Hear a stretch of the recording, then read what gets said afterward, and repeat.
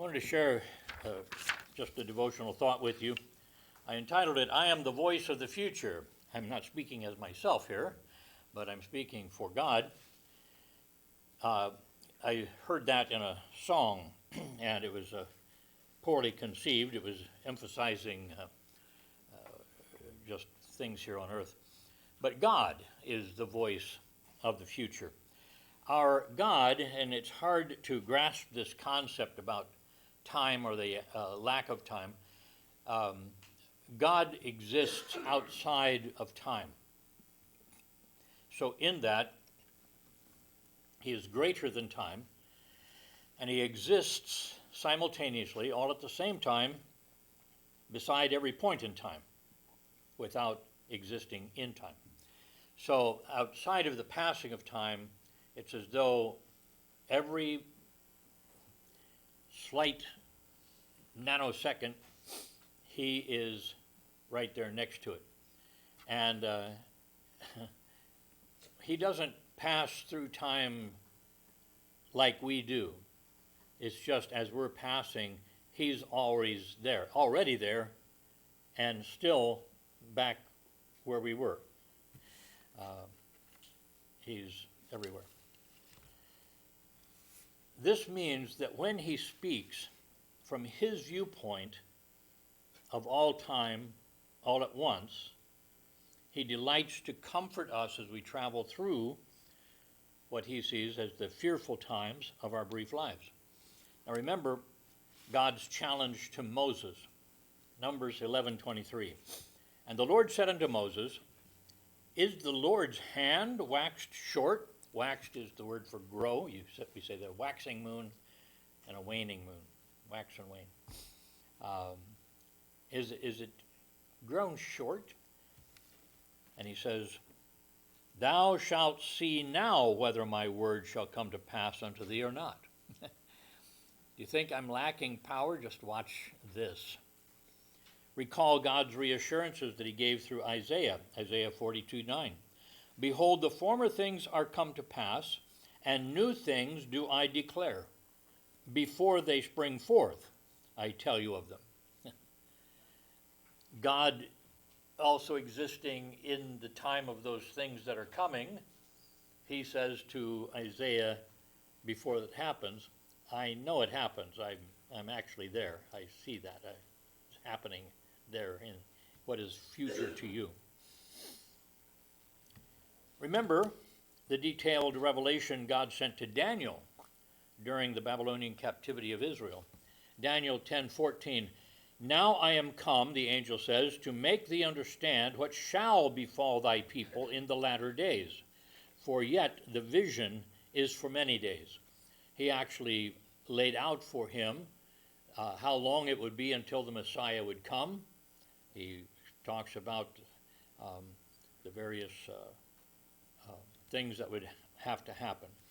So through chapter 11 and the beginning of 12, the angel shared with Daniel the future history of Israel through Persia, Greece, especially paying attention to the persecutor Antiochus IV Epiphanes, and he's the one whose persecution of the Jews foreshadows the activities of the future Antichrist.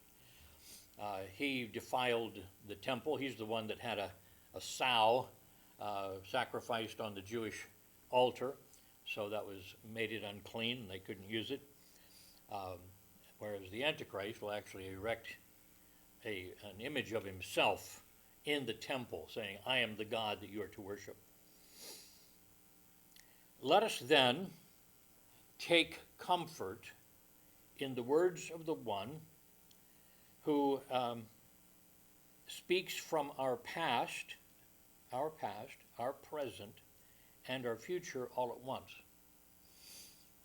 The one who knows how it turns out, the one who really remembers what we've gone through.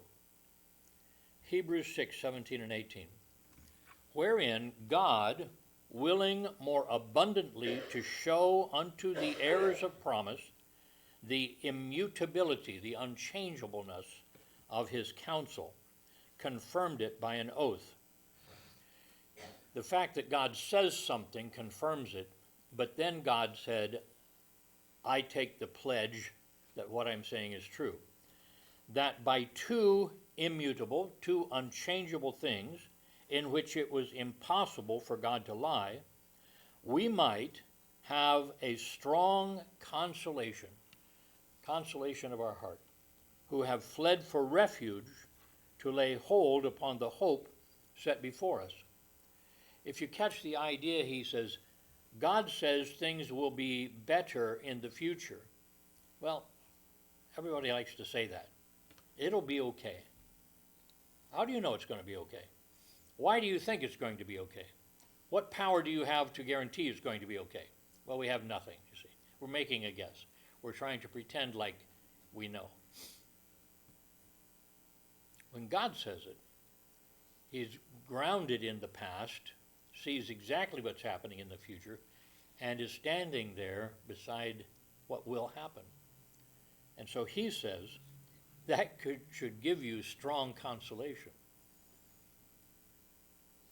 We who have fled for refuge, going through trials, to lay a hold upon that hope set before us, because that hope is not one of those hope-so things. It is assured to be true. The two things are God's promise itself, and then he takes the oath to fulfill the promise. The word impossible for God to lie, impossible means literally powerless. I thought that was interesting. God is powerless to lie. Infinite God, being who he is, has many things he is powerless to do, because he is infinitely one thing, he's powerless in another. So here, he cannot lie. Not just that he will not, it's that he cannot. This is impossible. He is powerless to do that. Every being acts according to his nature, and God's nature is truth. He can't go contrary to his nature. So let me summarize. This gives us strong consolation. Consolation is that word parakaleo, for comfort, exhortation, or encouragement. Slight difference of taking somebody from where they are, the bad place, and helping them along to the good place. For comfort, they're in a sad place, you move them to the comfortable place. Exhortation, they're in a wrong place, and you're urging them to get to the right place. And then encouragement, they're just discouraged or fearful, and you put their arm around your neck and walk them over to the place of encouragement to do the right thing. It pictures God's promise from the future coming alongside to help us. He wanted us to know he's always there for us. Always there. Omnipresent. All through time. So I hope that we may go to the scripture when God promises something. We're not saying, well, I hope he knows what he's talking about, because he's already there.